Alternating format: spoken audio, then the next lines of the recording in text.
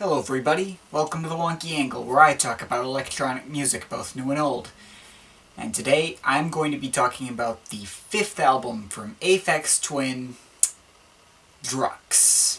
Now, I just got done talking about the Richard D. James album, and while I highly enjoyed it, I think the big thing that kept it from being one of the all-time greats in my eyes was that it needed to be taken seriously in order to be fully enjoyed, but it didn't take itself seriously, especially on the expanded edition. Not to mention it was really short, and repeat listens passed by too quickly, leading it to slowly get grating and repetitive over time. So I thought, maybe if we got an Aphex twin album, like the Richard D. James album, that took itself more seriously and lasted longer, then I would be able to truly love it and classify it as one of the best there ever was. And that is what I feel like I got with Drukqs.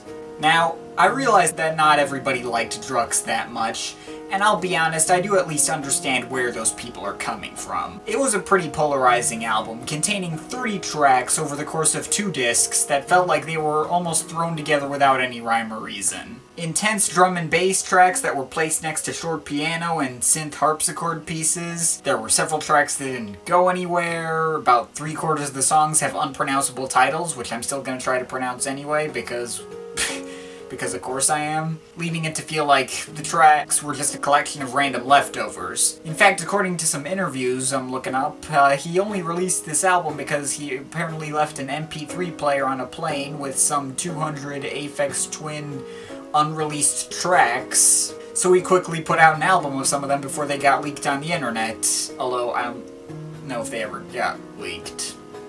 I don't think they did.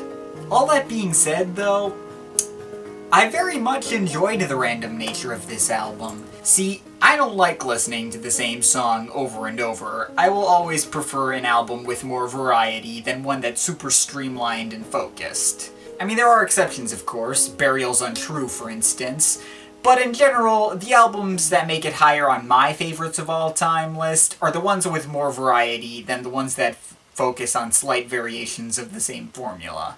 And the variety is very strong on this album. No 2 songs placed next to each other sound alike. Now, several songs on here are kind of impressionist pieces in the vein of, say, Eric Satie. A bunch are led by this kind of synth harpsichord, like the intriguing opener Jynweythek, the dark and mechanical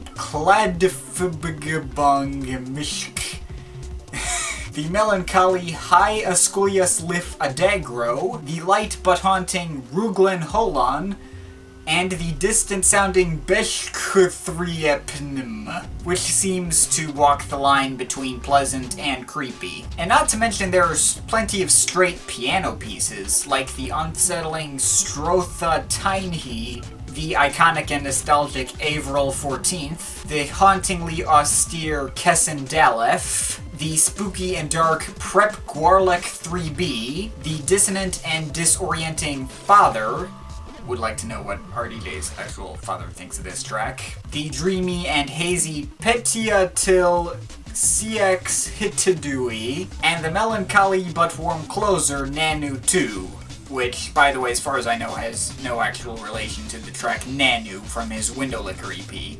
Also, the church hymn like Btoum-Roumada might also be a piano or harpsichord track as well, but it is so covered in reverb that I can't tell. But then there's the drum and bass material, and these songs are just in general longer and more fleshed out than the average on the Richard D. James album. The second track on the album, Vordhasben, lets you know exactly what you're getting into with the drum and bass tracks on here. Manic, crazy, and fast-paced, but not to the point of being brainless. Omega Switch 7 is more industrial and percussive, with a bunch of whip noises at the beginning and occasionally this voice that sounds like it's somewhere in between screaming, choking, and eating something.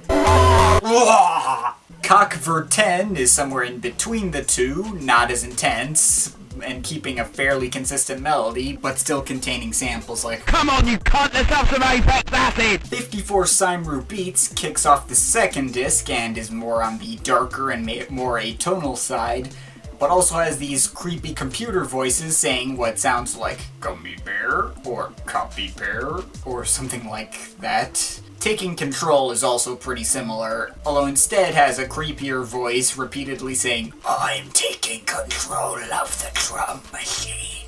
Aphex 237v7 is also on the creepy side, starting out with really glitchy voices attempting to say Aphex and mostly failing, but ending up just really random, crazy, and atonal. But there's some nicer sounding drum and bass songs on here too, like Meltphace 6 for instance. It has a slightly creepy melody that wouldn't feel out of place among some of the melodies on I Care Because You Do, but has several moments in which the beats cut out and let the melodies carry the track instead. And of course, I'd be remiss in mentioning two drum and bass tracks that both break the 8-minute barrier, Mount St. Michael plus St. Michael's Mount, and Ziggomatic 17. Both of these tracks are amazing, like a mini drum and bass adventure in each one. The former starts out really dark and glitchy with some kind of weird bell sounds, but it eventually brings in a somewhat uncertain but strangely calming melody later on. And in the outro, we get the track just rapidly switch between playing in the left or right ear, which feels like you're physically being shaken back and forth. Ziggomatic 17 is more welcoming than Mount St. Michael plus St. Michael's Mount, although it goes in just every which way. Atonal and tonal melodies, quiet and intense sections continually evolving and changing. Really a spectacular track. But that also leaves several other tracks that don't really fall into either category. Gwely Mernans, for instance. This track, which I believe fittingly translates to deathbed from Cornish, is full of dark rumbling noises and atonal piano-like pads here and there. It's a very unsettling track, but is all the more effective for it. But it's followed by the much more welcoming Bbydhyonchord, which features a foot-tapping beat with a somewhat sad and longing synth melody on top. Gwely 2 is probably the creepiest and least welcoming track on the whole album, and that should really be saying something. Lots of clanking metal, quiet scraping noises, human screaming, low rumbling pads, metallic tapping sound effects, and not a single beat to be found. Orban EQ TRX4 has a slow plodding beat and a somewhat atonal melody, but nevertheless lightens the mood ever so slightly. Though pretty much anything would.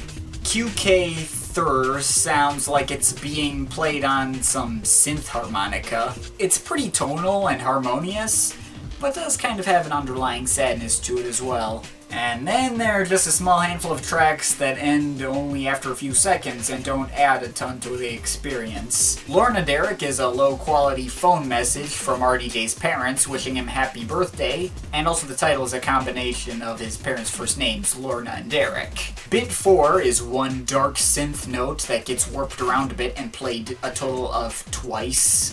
And Osois is a 7-second indecipherable voice sample.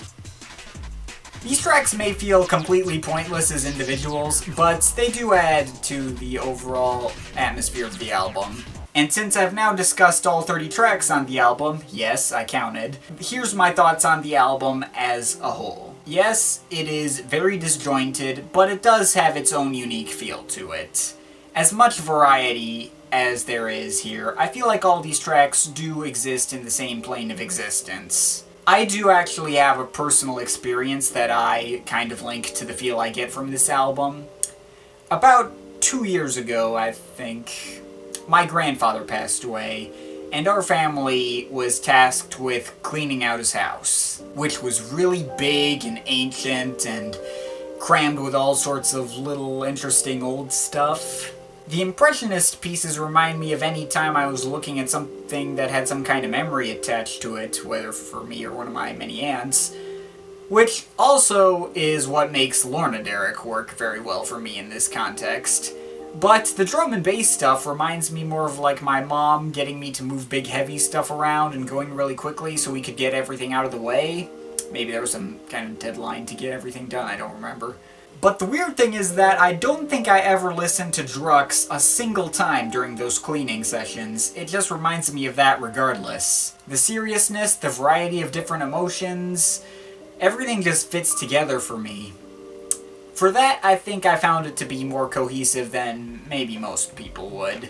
So overall, I don't have a ton of nostalgia for this album outside of Avril 14th, and I do get the criticisms that many people have given it, but I think this is objectively Aphex Twin's best work. It's got a ton of substance to it, there's lots to unpack, and the variety prevents it from wearing out with repeat listens. I think I do still enjoy the more pleasant and nostalgic vibes I get from selected ambient works 8592 more than this, but this is a real masterpiece of an album, and a must-listen to be sure.